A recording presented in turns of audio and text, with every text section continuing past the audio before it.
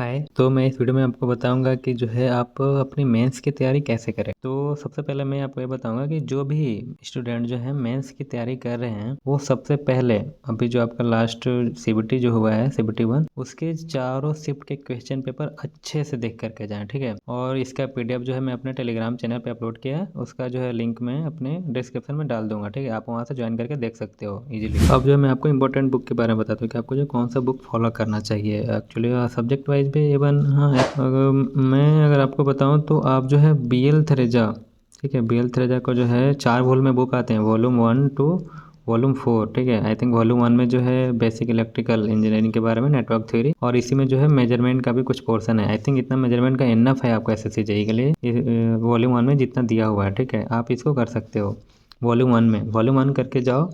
इसके कुछ जो नॉमरिकल है ना इसमें सोल्व नॉमरिकल, जो भी छोटे छोटे टाइप के हैं उसको एक बार आप देख सकते हो। लॉन्ग टाइप को देखने की जरूरत नहीं है, आप छोटे टाइप वाले नॉमरिकल को सोल्व करके जाओ एक बार। और फिर इसी का जो वॉल्यूम 2 है, ठीक है, उसमें आई थिंक मशीन के बारे में, इलेक्ट्रिकल मशीन है उसमें, ठीक है। आप इलेक्ट्रिकल मशीन यहाँ से कर सकते हो, मुझे नहीं लगता किसी और दूसरे बुक को पढ़ने की ज़रूरत है, खासकर जेई लेवल पे। जेई लेवल के लिए जो है वॉल्यूम 2 BL थरेजा का इनफ है, आप इसको फॉलो कर सकते हो। इसमें क्या है कि चैप्टर वाइज एंड में जो है कुछ ऑब्जेक्टिव भी दिए हुए हैं, ठीक है, तो आप उसको भी लगा सकते हो। वो बहुत ही अच्छे लेवल के हैं ऑब्जेक्टिव। उससे क्या है कि आप पहले थ्योरी पढ़ें, उसके बाद जस्ट ऑब्जेक्टिव लगा लेते हो, तो थोड़ा जो आपकी चीज़ें आपको आप ये पता कर पाते हो कि आप जो है चीज़ें टैकल कर पा रहे हो या नहीं। अब जो मैं वॉल्यूम 3 में बताता हूँ, वॉल्यूम 3 में जो है इसी का BL थरेजा का, इसमें जो है मेनली पावर सिस्टम के बारे में बताया गया है, ठीक है। तो आप यहाँ से कर सकते हो पावर सिस्टम के लिए। और पावर सिस्टम के लिए जो VK मेहता का जो है, VK मेहता का जो है आप ये कर सकते हो एक्चुअली पावर सिस्टम के लिए VK मेहता का जो है बुक, उसको आप प्रेफर कर सकते हो। लेकिन वॉल्यूम 3 में जो एक मेन टॉपिक जो आपका आता है UWT, ठीक है, यूटिलाइजेशन, इसका जो मेन टॉपिक जो है ना आपका ट्रैक्शन हो गया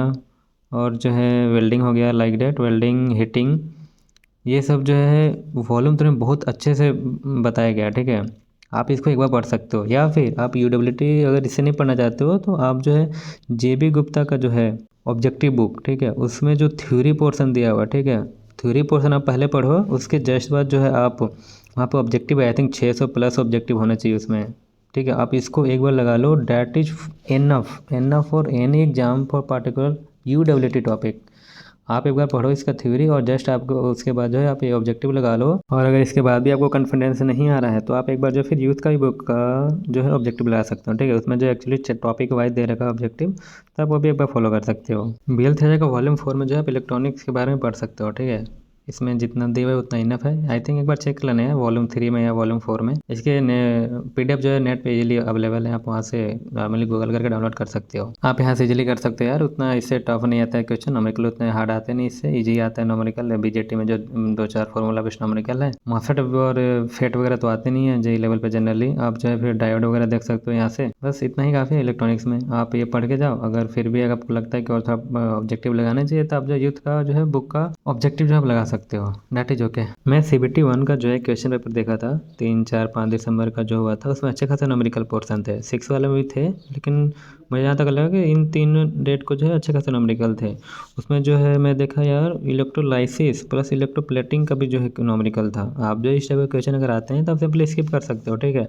मुझे नहीं लगता कि इस टाइप के क्वेश्चन को कोई जल्दी सॉल्व करेगा, ठीक है, कि क्योंकि ये सभी बच्चों के लिए न्यू होगा, तो आप सिंपली इसे स्किप कर सकते हैं। मैग्नेटिक सर्किट से कुछ न्यूमेरिकल थे, आप इसको देख सकते हो अच्छे से। ये जो है आपको वॉल्यूम 1 में जो अच्छे से बताया गया है BL थरेजा का, आप उसको फॉलो कर सकते हो। उसमें अच्छे खासे फॉर्मूले हैं, उस पर बेस्ट कुछ सॉल्व न्यूमेरिकल भी आप उसको देख के जा सकते हो, बहुत ही बेटर है। और लगभग हर शिफ्ट में जो है सिंगल फेज मोटर के कुछ क्वेश्चन थे, उसमें सर्वो मोटर के क्वेश्चन थे, लगभग सारे शिफ्ट में जो है सर्वो मोटर के क्वेश्चन थे, तो आप ये भी देख के जा सकते हो। सर्वो मोटर सिंपली गूगल पे सर्च करो, सर्वो मोटर जो MCQ, उसमें जो आएगा आप उसको देख के जा सकते हो। और कुछ रिले बेस्ड जो है नॉमेरिकल थे, आई थिंक ये भी न्यू होने चाहिए।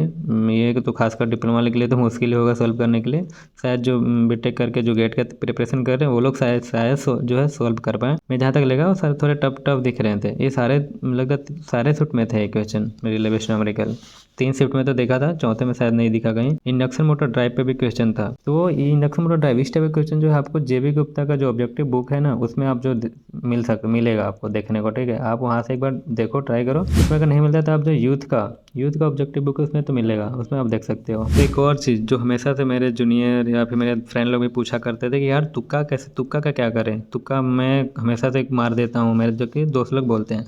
तो मैं जो भी तुक्का मारने सोचते हैं तो मैं उनको बोलूँगा कि आप 3 से 5 क्वेश्चन मैक्सिमम जो है आप तुक्का मार सकते हैं, ठीक है। इससे ज़्यादा अगर आप तुक्का मार रहे हैं तो सही नहीं है। 3 से 5 क्वेश्चन आप तुक्का मार सकते हो, नो डाउट। आपको लग रहा है कि ये होना चाहिए 3 से 5 क्वेश्चन, उससे ज़्यादा बिल्कुल नहीं। इससे ज़्यादा अगर मार रहे हो तो गलत है। एक और चीज़ मैं आपको यहाँ पे बता दूँ कि आप जो पढ़ रहे हो, याद कर रहे हो, चाहे बुक से पढ़ रहे हो या नोट से पढ़ रहे हो, जैसे भी पढ़ रहे हो, आप जो फार्मूला याद कर रहे हो, ठीक है। तो आपको जब वो ज़रूरत पड़ रहा है, मतलब कि आप जब एग्ज़ाम हॉल में जा रहे हो तो वो जो है that time at the instant आप रिकॉल कर पा रहे हो या नहीं, वो सबसे मेन है, ठीक है। आपने फार्मूला याद कर लिया, ठीक है, आपको फार्मूला याद भी है, लेकिन उसका कोई मतलब नहीं है कि आपको जो एग्ज़ाम हॉल पे वो याद ही नहीं आ रहा फार्मूला। आप जो एग्ज़ाम हॉल से बाहर आ रहे हो फिर आपको सारे फार्मूले याद आ रहे हैं। तो आप कोशिश करो कि जब भी आप कोई क्वेश्चन सॉल्व करो ना तो उससे रिलेटेड सारे फार्मूला आप जो याद कर पाओ। जैसे मान लो किसी क्वेश्चन में जो है मैक्सिमम फ्लक्स डेंसिटी को निकालने बोल रहा था, आप इससे रिलेटेड जितने भी फार्मूले होते हैं वो सारे याद कर सकते हो। ये वो एट अ इंस्टेंट जो आपको याद आना चाहिए। इसमें जो फिर आपका बायोट सावर्ट लॉ का जो फार्मूला वो भी याद होना चाहिए, like that. At the end जो मैं यही बोलूँगा कि आप जो है जितना ज़्यादा हो सके क्वेश्चन प्रैक्टिस करो, जिससे क्या होगा कि आपका स्पीड इंक्रीज होगा, ठीक है। स्पीड प्लस एक्यूरेसी दोनों इंक्रीज होगी आपकी। और एग्जाम में तो मेन यही है ना कि आपकी एक्यूरेसी जितना ज़्यादा हो, दैट इज ओके। आप जो अगर 90 प्लस क्वेश्चन अटैम्प्ट कर रहे हो तो उसमें एटलीस्ट जो है 80 प्लस क्वेश्चन आपके करेक्ट होने चाहिए। ओके, इस वीडियो में इतना ही। बाकी जो है मैं नेक्स्ट वीडियो में बताता हूँ कि आप जो है सब्जेक्ट वाइज किस टॉपिक को आप जो है ज़्यादा वेटेज दो और किस टॉपिक को जो आप छोड़ सकते हो, ठीक है। Okay, bye.